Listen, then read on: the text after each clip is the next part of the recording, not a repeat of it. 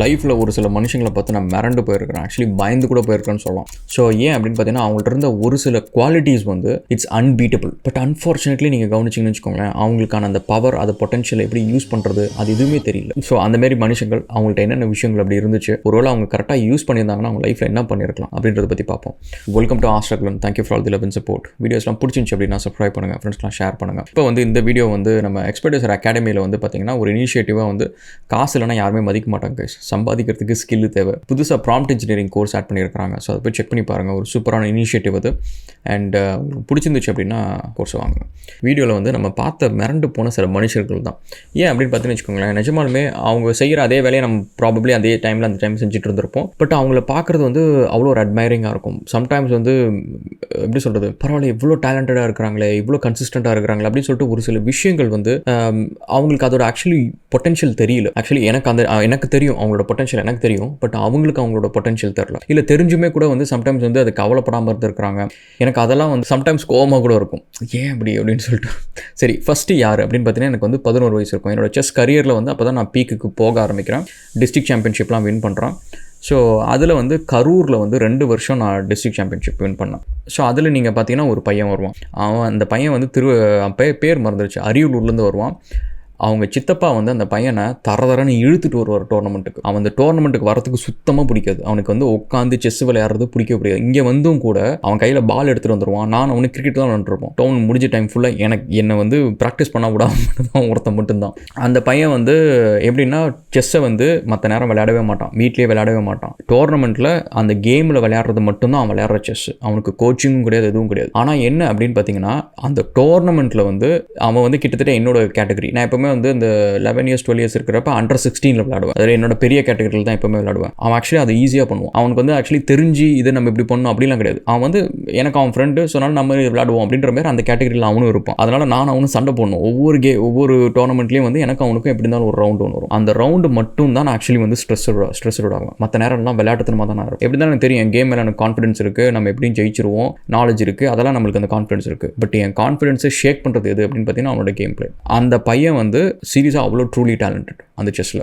அதை வந்து நானே என்னோட சொல்லியிருக்கேன், டே நீ நல்லா சூப்பராக விளையாடுறாடா, நீ வந்து ஒழுங்காக ப்ராக்டிஸ் பண்ணுறா அப்படின்னு சொல்லிட்டு. பட் அன்ஃபார்ச்சுனேட்லி அவன்கிட்ட வந்து அவன் பொட்டன்ஷியல் அவனுக்கு மேபி தெரியும், ஆனால் அதை அவன் சீரியஸாக எடுத்துக்கல. அண்ட் லைஃப்பில் இதை வச்சு நம்ம வந்து பெருசாக ஆகலாம் அப்படின்ற ஒரு ஆம்பிஷன் இல்லை, அதுக்கான முயற்சி உழைப்பு போடவே மாட்டான். அதுக்கப்புறம் அவன் வந்து டோர்னமெண்ட் வரதை நிறுத்திட்டான். ஒரு 3 டோர்னமெண்ட் அவனை நான் பார்த்தேன். அதுக்கப்புறம் ஏன்னா அவங்க சித்தப்பா தான் ஒவ்வொரு தரையும் அவனை வந்து உனக்கு நான் கிரிக்கெட் பேட் வாங்கி தரேன், அதை தரேன் இதை தரேன்னு சொல்லி கூட்டிகிட்டு வரணும். அதுக்கப்புறம் அவனை நான் பார்த்ததில்லை. அதுக்கப்புறம் நான் வந்து ஃபியூ டோர்னமெண்ட்ஸ் எல்லாம் வின் பண்ணேன்.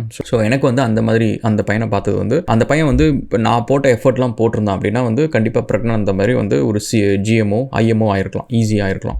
நல்ல கேம் இருந்துச்சு. பட் அது ஒன்று. நெக்ஸ்ட்டு வந்து பார்த்திங்க அப்படின்னா வந்து நான் ஒர்க் பண்ண கம்பெனி. ஸோ அந்த கம்பெனியில் வந்து இன்றைக்கும் வந்து நான் ப்ராம்ப்டாக ஒரு வேலையை வந்து ஆன் டைமுக்கு செய்கிறேன் அப்படின்றதுக்கு வந்து ஒரு எக்ஸாம்பிள் வந்து அவர் தான் அப்படின்னு சொல்லணும். அவர் நேம் வந்து சௌரவ். ஸோ என்னோட ஃபஸ்ட்டு மேனேஜர் அப்படின்னு சொல்லலாம். ஃபஸ்ட்டு மேனேஜர்ன்றதை விட ஒரு மேனேஜர்னால் எப்படி இருக்கணும் அப்படின்றதுக்கான ஒரு எக்ஸாம்பிள் வந்து நான் அவர் தான் எடுத்துப்பேன். ஏன் அப்படின்னு பார்த்தீங்கன்னா, எல்லா ஸ்ட்ரெஸ்ட் அவுட் சுச்சுவேஷன்லையுமே வந்து அவர் கூட தான் இருப்பார். எனக்கு நிச்சயமாக அது ரொம்ப ஆச்சரியமாக இருக்கும். அந்த டைம் வந்து நம்மளுக்கு தான் இப்போ லைஃப்பில் வந்து கொஞ்சம் சீரியஸ்னஸ் நம்ம பார்க்குறோம். அவர்லாம் அப்போ வந்து நிறைய பார்த்துருப்பார். அவருக்கு ஃபேமிலி இருக்குது, எல்லாமே இருக்குது. அவருக்கு வந்து அதுக்கெல்லாம் நிறைய பார்த்துருப்பார். பட் என்னன்னா, எல்லா சுச்சுவேஷனும் கூலாக ஹேண்டில் பண்ணுவார். அண்ட் கூலாக ஹேண்டில் பண்ணுறதுன்றதை விட இந்த மேனேஜர்ஸ் நம்ம பியர் கம்பேரிசன் பண்ணுவோம்ல, மற்ற மேனேஜர்ஸ் எப்படி ரியாக்ட் பண்ணுறாங்க, லேட்டாக வந்து என்ன பண்ணுறாங்க, இது பண்ணுறாங்க அப்படின்னு சொல்லிட்டு. இவர் வந்து நம்ம ஆஃபீஸில் வந்து இப்போ நம்மளுக்கு அந்த லேட்டாக வரதுக்குன்னு ஒரு சில பசங்க இருப்பாங்களா, ஸோ அந்த பசங்க லேட்டாக வராமல் இருக்கிறதுக்கு இவர் ஸ்ட்ராட்டஜைஸ் பண்ணுவார். அந்த பசங்கள்ட்ட எப்படி பேசலாம் அந்த பசங்க லிசன் பண்ணுவாங்க அப்படின்றத அவர் அடாப்ட் பண்ணிக்கிட்டே இருப்பார். ஒரு கோவத்தில் மட்டும் எக்ஸ்பிரஸ் பண்ணுறது என்னோட வேலை கிடையாது. என்னோட வேலை வந்து அவனை ஆன் டைம்க்கு வர வைக்கிறது, அவனை ஆன் டைம் பஞ்சின் பண்ண வைக்கிறது. அதுக்கு நான் என்ன பண்ணணும் அப்படின்றத அந்த ஒரு ஆங்கிளை வந்து யோசிச்சு சின்ன ஸ்கிட் மாதிரி பண்ணுவார். நீ அவன் தானே இப்படி கேள்வி, நான் அப்படி வந்து கேட்குறேன் அப்படின்னு சொல்லிட்டு ஹி பிளேஸ் ஒரு கேம் மாதிரி பண்ணி அவங்க பசங்களை வந்து சேஞ்ச் பண்ணணும் அப்படின்ற ஒரு மைண்ட் செட் இருக்கும். நெக்ஸ்ட் வந்து on time.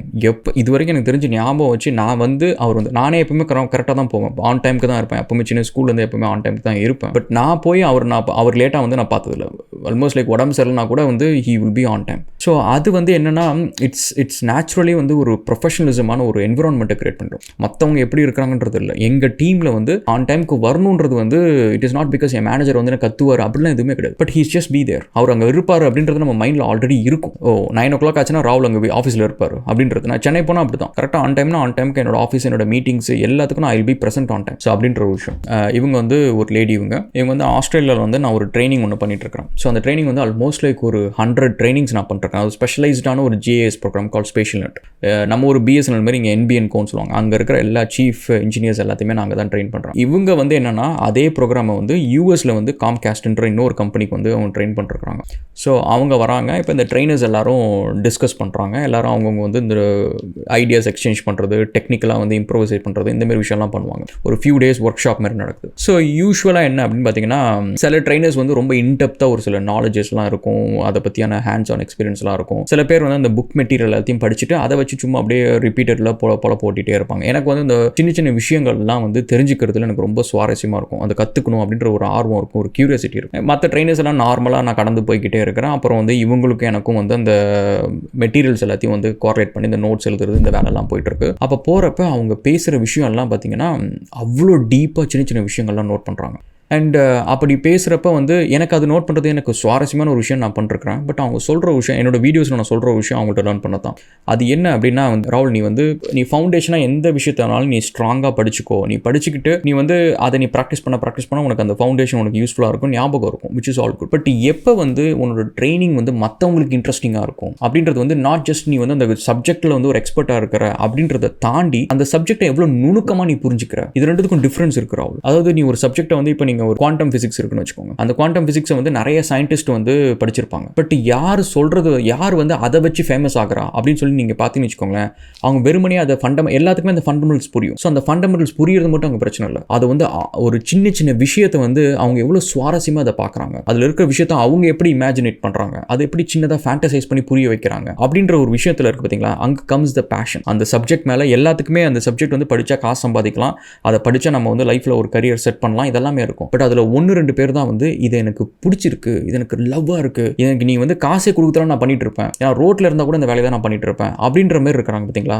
They learn the intricacies. அந்த சின்ன சின்ன விஷயங்கள் வந்து கூகுளோ இல்லை வந்து சாட் ஜிபிடியோ என்றைக்குமே சொல்லாது. அப்படியே சொன்னாலும் சரி, நம்ம அது சுவாரஸ்யமாக நம்மளுக்கு பிடிக்கிற மாதிரி அதை சொல்ல போகிறது கிடையாது. அது ஒரு இன்ஃபர்மேஷனை மட்டும்தான் ப்ரெசென்ட் பண்ணும் its own language. It doesn't care நம்ம படித்தோமா படிக்கலன்னு கவலைப்படாது. ஆனால் அந்த பேஷனேட்டாக நீ சின்ன சின்ன விஷயத்தெல்லாம் ஆர்வத்தோடு நீ படிச்சுன்னு வச்சுக்கோங்க, நீ பேசுகிறப்ப ஒன்னே அறியாமல் அந்த லவ் வெளியில் வரும். அந்த ட்ரைனிங்கில் வந்து நீ 5 ஸ்டாருக்கு கம்மியாக நீ வாங்கவே மாட்டேன் அப்படின்னா. இன்றைக்கும் பார்த்தீங்கன்னா வந்து என்னோட ஆல்மோஸ்ட் எல்லா ட்ரைனிங்ஸும் நீங்கள் இன்ஸ்டாகிராம் லிங்க்டின்ல எல்லாத்துலேயுமே என்னோட ஃபோட்டோஸ் எல்லாமே போட்டிருப்பேன். ஸோ அதெல்லாம் நீங்கள் பார்த்தீங்கன்னா வந்து நிறைய ஃபீட்பேக்ஸ் நம்மளுக்கு வந்து ரெக்கமெண்டேஷன்ஸ் எல்லாமே பார்த்தீங்கன்னா 5 ஸ்டாரில் இருக்கும். அது வந்து அவங்க கிட்ட அந்த விஷயம் கற்றுக்கிட்டு தான். ஸோ அந்தமாரி அது சில விஷயங்கள்லாம் பார்க்குறப்ப சில மனுஷங்கள்லாம் வந்து, ஆனால் என்னன்னு வச்சுக்கோங்களேன், எனக்கு அப்பவும் கூட அவங்களுக்கு இவ்வளோ பொட்டன்ஷியல் இருக்குது, அவங்க ஆக்சுவலி வந்து நல்ல ட்ரைனிங் பண்ணுவாங்க, எல்லாமே பண்ணுவாங்க. ஆனால் அவங்களோட லிமிட்டேஷன் என்னன்னு பார்த்துன்னு வச்சுக்கோங்களேன், ஓகே இப்போ நீ இது பண்ணியாச்சுல்ல, அடுத்தது இன்னும் கொஞ்சம் ஏதாவது ஒன்று படி, இன்னும் ஒரு விஷயத்தை பண்ணலாம் அப்படின்ற மாதிரி they don't branch out. அவங்க வந்து இந்த ஒரு விஷயம் தான் அவங்களுக்கு தெரியும். ஆக்சுவலி பார்த்தீங்கன்னா கம்ப்யூட்டரில் வந்து ஏதோ ஒரு சாஃப்ட்வேர் ஏதோ ஒரு ப்ராப்ளம், அதை வந்து பேசிக் ட்ரபிள் ஷூட்டிங் கூட அவங்க இறங்கி அதை பண்ணணும்னு நினைக்கல. இந்த ஒரு விஷயத்தில் அவங்க வந்து ஆழ்மையாக படிக்கணும், இதில் இருக்கிற சின்ன சின்ன விஷயத்தை தெரிஞ்சுக்கணும், இதில் எனக்கு பிடிச்சிருக்கு இப்படின்னு நினைக்கிறவங்க வந்து இதை நான் வந்து ஒரு சின்ன ப்ராப்ளம் தானே, அதை என்னென்னு கற்றுக்கிட்டு நான் அதை பண்ணுறேனே அப்படின்னு சொல்லிட்டு அந்த ஆர்வம் இல்லாததுனால நீங்கள் பார்த்தீங்கன்னா அவங்க அந்த ஒரு விஷயத்தை மட்டும் ட்ரைனிங் பண்ணிருந்தாங்க. எனக்கு தெரிஞ்சு ரொம்ப வருஷம் அந்த ஒரு விஷயத்தை மட்டும் ட்ரைனிங் பண்ணிருந்தாங்க. நான் அந்த ஒரு விஷயத்துலேருந்து அதுக்கப்புறம் 20 விஷயம் எனக்கு ட்ரைனிங் பண்ண ஆரம்பித்தேன். அத்தனை கம்பெனிஸில் எனக்கு நிறைய ஒர்க் வர ஆரம்பிச்சு. அது ஒரு லிமிட்டேஷன் அப்படின்னு நம்ம சொல்லலாம். ஸோ அதனால் நீங்கள் வந்து சிவில் இன்ஜினியரிங் படித்தா நீங்கள் வந்து வாழ்க்கை ஃபுல்லாக சிவில் இன்ஜினியராக தான் இருக்கணும் அப்படின்றதுக்கு வந்து அர்த்தம் கிடையாது. நீங்கள் வந்து சாஃப்ட்வேர் டெவலப்மெண்ட் கற்றுக்கலாம், AI கற்றுக்கலாம், பிளாக் செயின் கற்றுக்கலாம். 5 மணிக்கு மேலே குக் வித் கோமாளிக்கு பதிலாக நீங்கள் வேறு ஏதாவது ஒன்று படித்தா அதனால் உங்கள் சிவில் இன்ஜினியரிங் அழிஞ்சு போகிறது கிடையாது. நீங்கள் படித்த மெக்கானிக்கல் இன்ஜினியரிங்கோ ஐடியோ அழிஞ்சு போகிறது கிடையாது. நீங்கள் வேறு ஏதோ ஒரு வேலை செஞ்சு வேறு ஒரு ப்ரொஃபஷனில் வேலை செஞ்சு நிறைய பேர் ஆக்சுவலி அப்படி தான் நினச்சிக்கிறாங்க. ஐடியில் வேலை செஞ்சுட்டு நான் மெக்கானிக்கல்லையோ சிவில்லையோ CAD படிக்கிறதோ வேறு ஏதாவது இன்னும் படித்தா இன்னமும் இந்த நாலேஜ் அழிஞ்சு போகிற மாதிரி. ஐ திங்க் இன்னும் இதேமாரி நிறைய விஷயம் இருக்குது கைஸ். நான் பார்த்து மிரண்டு போன சில மக்கள், அவங்கள்ட்ட இருந்த ஒரு சில கிரேட் பொட்டன்ஷியல் அப்படின்னு சொல்லிட்டு இது நம்ம ஒரு சீரியஸாக கூட போடுவோம். இந்த வீடியோஸ் உங்களுக்கு பிடிச்சிருந்துச்சு அப்படின்னா கமெண்ட் செக்ஷனில் சொல்லுங்கள். ராகுல் எனக்கு இது பிடிச்சிருக்கு, எனக்கு இதேமாரி இன்னொன்று சொல்லுங்கள் அப்படின்னு சொன்னீங்கன்னா அடுத்ததில் இன்னும் கொஞ்சம் மக்களை பற்றி நம்ம பேசுவோம். ஓகே, உங்களுக்கு catch up again another video. Thank you so much for all the love and support. வீடியோஸ்லாம் பிடிச்சிருந்துச்சு அப்படின்னா சப்ஸ்கிரைப் பண்ணுங்கள், ஃப்ரெண்ட்ஸ்லாம் ஷேர் பண்ணுங்கள்.